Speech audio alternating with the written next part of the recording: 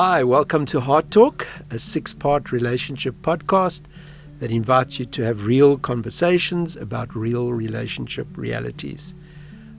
In our first 2 episodes, we looked at the 5 key practices for building a healthy relationship, and then we also looked at different types of intimacy in a relationship. So I encourage you to go and listen to them. We are your hosts, Jose and Cheryl. And today we have a very special guest with us to discuss the important topic of how to navigate mental health challenges as a couple. Cheryl, will you please introduce our guest? Welcome to the show, Monika. Thank you. We are thrilled to have you here. Just a bit about Monika Edwards. She has an honours degree in psychology and a master's in clinical pastoral care. She's studied at Stellenbosch University. She's a trained narrative, couple, and family therapist. She has worked in private practice for 14 years, and her passion is integrating psychology into a Christian spiritual framework. She works with a range of issues, but has a strong interest in generational trauma and inner healing. That's quite a mouthful. That is quite a mouthful, Cheryl. Thank you. Okay, so Monika, our first question to you is, what are the common challenges that couples face when they are both dealing with mental illnesses? Okay, so I think it depends on where in the relationships couples begin to struggle. So I think maybe to start off by saying that mental health or mental issues, challenges, disorders sometimes sounds like a bit of a negative mouthful. Yes. Are just part of, I think, navigating life. So, it really depends if the relationship started with one or both couples already struggling with something. Maybe, coming into the relationship with either an anxiety disorder or depression. Obviously, that's much easier to navigate because both parties know from the beginning and the relationship is constructed in a way to support both parties. I think what becomes really, really difficult sometimes for couples is when there are challenges that sort of emerge in the everyday, and a couple has been together for a long time, and maybe one part of the couple begins to struggle, and it might be just because of stress or burnout or job loss or bad coping mechanisms that lead to mental health challenges. And then I think sometimes what's really difficult for couples is to begin to articulate what's happening in the relationship and to understand, why the dynamic in the relationship has changed. And so I think it's really important for couples to be able to communicate properly and to be able to articulate what is happening in the relationship. Okay, yeah, that's actually the next question on communication, because it's a very difficult subject to actually navigate. It is a really difficult subject to navigate, and I think what's hard is to make a call, for a spouse to make a call. Is my partner just going through a hard time, or is this something more serious? Because sometimes you'll see sort of symptoms popping up. So let's maybe use an example of depression. You might see your partner really struggling. They might start experiencing difficulties in sleeping, challenges in eating. Their mood gets really, really down. And obviously that shows up with difficulties in communication, because it might be harder for a spouse to articulate how they're really feeling. They might withdraw. And then the other partner might be going, okay, is my partner just going through a tough time, or is this something more serious? So my sense always is where it begins to impact the relationship and you start worrying about your partner. I think that as difficult as a diagnosis sometimes is, it is a good entry point in beginning to navigate. So I think what, that first question that you were asking, how do you navigate? I think you need to be able to articulate the problem and know what you're dealing with. And sometimes the first part is to actually get some professional help. Yeah. You've obviously got to be quite skilled in asking those questions that draw out, because couples are they don't always know what they're going through, and That's they can't true. always put a word to what they're feeling. So once they can actually name what they're going through, it makes it a little bit easier to open up. Yeah, I think so. I think it's also really challenging and quite brave to expose your relationship to an external party. And I do think couples, I think we all do this, and we try and cope with what we've got, and we do the best with what we've got, and we sort of hope that things get better, and sometimes they really do. Sometimes it's just a rocky patch, and one partner might just be going through a very stressful time, but it's not necessarily a mental health disorder. So, I mean, when we talk about mental health, we're talking about those really difficult diagnoses that actually really need medication and support. So things like depression or an anxiety disorder or an acute stress disorder or post-traumatic stress, trauma, even substance abuse. These are not things that are going to just necessarily, find a way through themselves. I guess mental health, it's on a spectrum.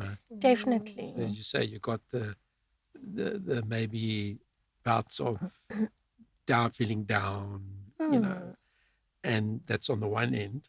Yes, exactly. And that goes up and down, and people tend to be able to navigate through that. But then when you go to the other extreme, I mean, I can relate to it. Back in 2006,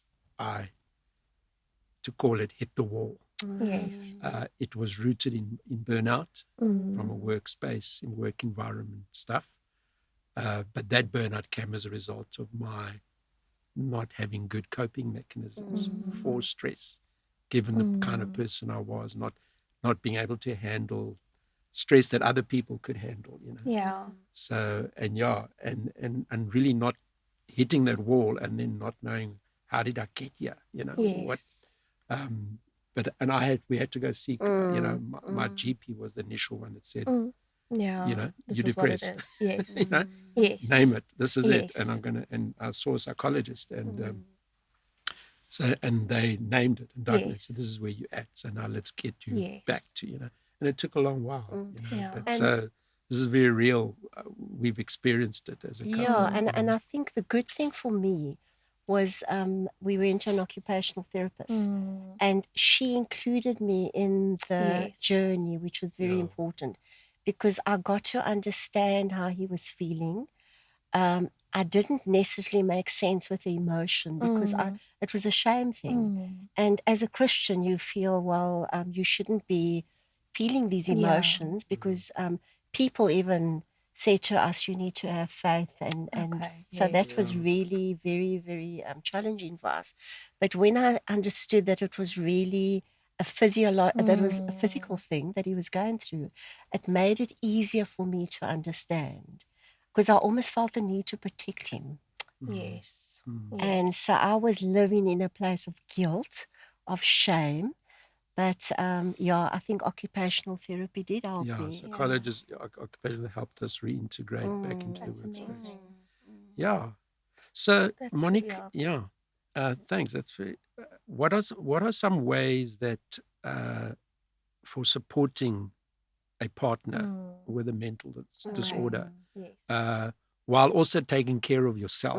And I guess that, so I could see what was happening to me, how it was affecting her, and I suppose the struggle was, how was she going to support me, but also take care of herself, so that she, what are some ways that couples can? So I think maybe just touching on your story and using that as sort of a launching point. I think that when you know what you're dealing with, the more knowledge you have, the better equipped you are. Because like you were saying, it's really, really hard to understand.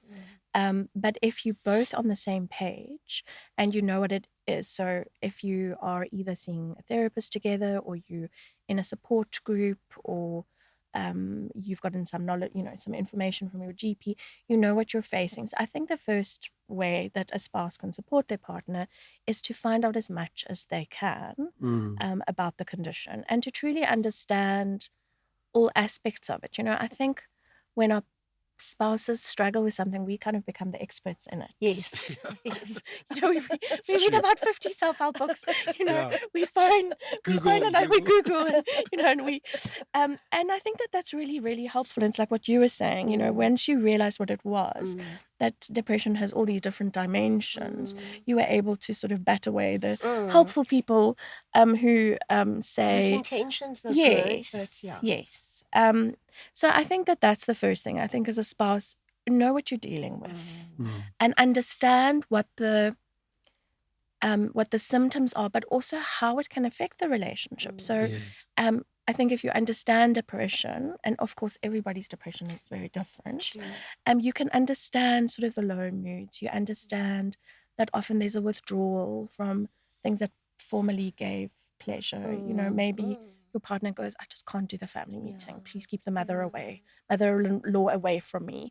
And so sometimes what happens is that it feels like your partner might go missing in action. They might not do the things that they did in the relationship before, or pick up the responsibilities that they did before. So, suddenly you might be going to church alone or feeling like you're always showing up to braais without your partner. And I think if you don't understand what is happening, you could actually get quite resentful. And then begin to blame, potentially either blame your partner or maybe have this attitude of, can you please just snap out of it, or make a decision to feel better, or whatever it might be. So I think the knowledge gives you an opportunity to really be able to understand, this is not the totality of my partner. This is something that my partner's going through. It's bigger than them. And to not really, come with a resentful blaming, sort of blaming attitude. So I think that there's, and so maybe what you're saying is, how do you support? So support is, I think, a balance of, in a way, kindness and support, but also challenge. People grow best when they, challenged, but also supported. So I think it's giving your partner the space and obviously understanding, but also not completely disempowering your partner by suddenly becoming their caregiver. That's really not helpful, because then you begin to take on things that aren't your responsibility. So I think it comes to boundaries, and maybe we'll discuss that a little bit later on. I think also being as actively involved in your partner's journey, so that might be attending therapy together. I think going to a support group yourself individually is often very helpful. Or therapy yourself or counseling yourself is also very helpful. Just to be able to reframe and to understand what's happening, but also to have those safe spaces where you can say things like, I feel like I'm going to go mad, or I'm really frustrated, or our life has completely changed, or our life is unmanageable. These are the things you wouldn't be able to say to your partner necessarily, because they're battling their own, their own stuff. So I think, at a fundamental level, why mental health becomes such a challenge in relationships is, I think that we all come into relationships with certain coping, and communication skills. And in mental health, if there's a mental health challenge, it feels like it's the cherry on the top that stretches the relationship beyond its like what the relationship can already cope with. And sometimes couples are already struggling with things like communication, parenting, finances, and then the mental health issue just sort of implodes it, or that makes sense. Going back to the caregiver, I must be honest, that's the role I took on. I felt it was my responsibility. I felt I had to protect my daughter from what my husband was going through. And then what I did was I actually started becoming angry and resentful, and I started blaming him. And I almost had this attitude that can't you snap out of it? Because you're a Christian, you've got God in your life, you're bigger than this and you're better than this. And trying to cope with it all the time, I actually got to a point in my life where my doctor said to me, I think you're having a nervous breakdown. And I said to him, to be very honest, I can't afford to have one. We can only afford one person. Exactly. Yeah. And someone's got to be strong in this Yes. relationship. And when I realized that I didn't have to be that strong person, that this was a journey that we could go on together, it actually lessened the load.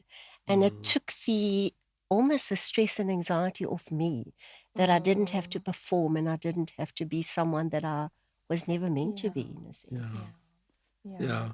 And I guess that, as you said, we all have different coping mechanisms.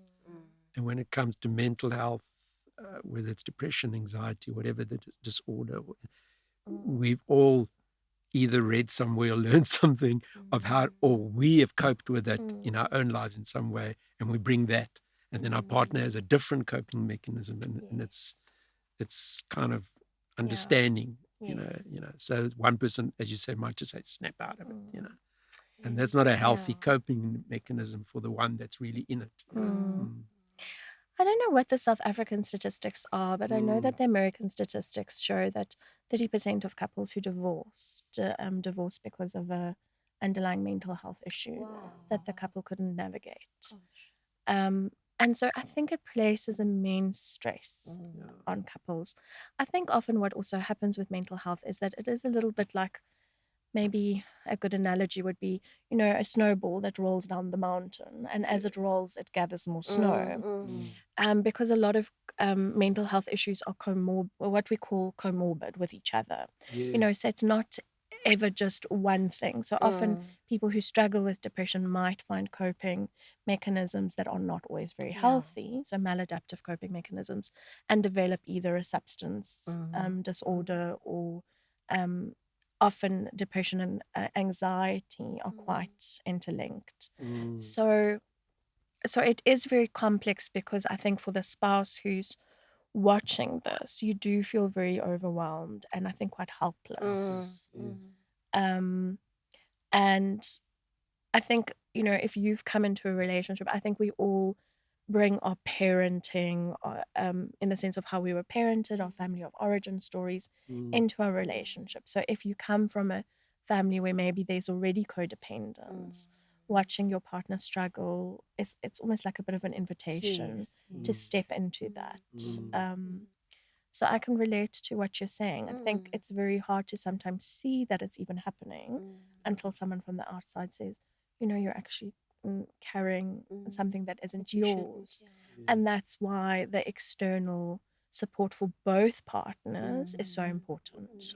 And so I would say, that there needs to be a space to look after the relationship, and then there needs to be spaces for both partners individually. It's a lot of support, but I think that sometimes these issues are so complex, and you can find support in ways that doesn't necessarily always, financially exhaust you, because I do think that we are very blessed to have a lot of excellent lay counselors at many churches. And so it can be a mixture of sort of non-profit, organizations. So, for example, going to a psychologist, but maybe going to FAMSA, for the family work, and then potentially the partner going to a lay counselor for support. Because that's always a big thing. There's always a cost involved. So people are scared to reach out because they don't always have the financial support to get the assistance they need. So it's good to know that there are places like FAMSA that you can go to. Yeah, there really is a lot of support that's available. And I think sometimes what might be a challenge is sometimes those support services are very delineated. So in the sense of, like, if someone is struggling with substance abuse, we've got NA and AA, and we've got a organization called Exodus that runs online support for spouses and people with substance abuse, and they're a Christian organization. But sometimes what happens is it's very sort of focused on the specific area that you're struggling with, and maybe not looking at the whole picture. I think one of the reasons that couples maybe don't seek help, and this is from my experience of working with couples for mental health, is that mental health sort of lifts the lid on a can of worms. It's really difficult to speak about mental health, or the mental challenge, or the issue, or the diagnosis, without lifting on some of the patterns and dynamics in the relationship. So it does expose already pre-existing things in the relationship, and some disorders, if we want to call them disorders, such as alcoholism or drug abuse, and even in some cases depression, where in the world of therapy we say that they are maintained in families. And what we mean by that is that they are really family issues that unfortunately you might already be in a relationship that's not very good. It's a toxic relationship. And it's put an extreme amount of strain on you. So if you're living with someone who, let us, for example, say your partner has got a gambling addiction, it is highly likely that if you continue to stay in the relationship and you don't seek help, both of you don't seek help, that you will develop a mental that you will either burn out, have acute stress disorder, or most likely have a minor or a major depressive episode. And so it becomes complicated. It's sort of these issues become interwoven. And so I think when someone presents with a mental with a challenge, and it's easier in individual therapy because with your psychologist you work on your stuff. But when you identify that it's a couple issue, then it looks at the dynamics. And you've got to bring the other person in and start. Yeah. And the other thing with mental health is that it's not as tangible as a physical injury. So it's kind of, for a lot of people, it's like it's in the realm of which it is, thoughts, emotions, Yes. And I don't know how to grab hold of that. I don't know, So I think seeking external help and intervention is the only way you're going to be able to grab hold of it. And and then it's so complex. I mean, it is, because it involves so many aspects of a person's life. And as you say, you've learned certain patterns and behaviors of how to deal with things, and now you try to deal with that way. I think the thing with couples as well, because when we counsel couples, you don't realize the dynamics of you bring your stuff into the relationship. So before even entering into a marriage, you have all these things that you've never dealt with. And sometimes couples come into the relationship thinking that their partner's going to complete them. And what an unrealistic expectation. Because you're dealing with stuff individually, and now as a couple, you've got stuff that you're going to deal with together. It's so true, and it's really, really difficult and sad. And I think one of the things that happens with them in mental health is that when your partner is struggling, firstly, they don't have a lot of resources for themselves, and actually they don't have a lot of resources for you. And so if you already were looking for your partner to take care of you or to be available emotionally, that withdrawal from the relationship and really not being able to fill your cup really can be completely uncontaining. So sometimes you've got a couple who are dealing with so much, and you're talking to them about what's happening to the one partner, and you're suddenly realizing, oh, okay, actually, no one here really learned how to fill their own cup before this came into the picture. And so often that happens is that the partner who is needing to support the partner that's struggling themselves really struggle to contain their own emotions or struggle with, insecurity or feelings of rejection. Having a partner go missing in action emotionally is an incredibly, can really trigger feelings of rejection and feeling like you're alone in the relationship. And for some people, that's incredibly overwhelming and frightening. Especially if you don't have an endpoint and you don't understand what's happening, then you kind of go like, "Oh, you're a terrible partner, and this marriage is over because you're never there for me." And so I think what you're saying is very true. That people come into relationships still navigating their own Stuff. emotion, inner healing, and then life sort of happens, and then you're trying to do about 50 things at once. I think at a very fundamental level, what happens when someone is not doing well in a relationship, a partner's not doing well, ideally, the other party should be able to be there for them in a way where they're able to hold their own stuff. Just a question, in your experience of dealing with couples that have mental health issues and challenges, do you find it leans more towards most couples haven't done the work on themselves and therefore struggle? Or do you find there are couples with individuals in their couples that have done work on themselves and are able to contain and help their partner? What is the general trend that you... It depends on the diagnosis and depends on the mental health issue. I mean, we've got a book, a DSM-5. We call it the Bible for therapists. Very big, with lots of disorders. Yeah. And so some of them are really sort of disorders that come through early childhood into adolescence, into young adulthood, and then are kind of developmental, sort of will come and go. Or there are sometimes the kind of disorders that really are situational and life specific. For example, my parent died and I'm grieving, and the grieving becomes depression. Or I've lost my job and I, and the family goes into financial turmoil, and I go, and one of the partners might have depression. So if you have had some work in the sense of you've been a Christian for a while, you've had some inner healing, you might have. You might be quite self-aware and self-reflective. It's not to say that those things won't come to you. But you'll navigate them because you have better, because you've got inner resources. This is very different to something, for example, like living with a partner who's got bipolar disorder. That's a lifelong condition.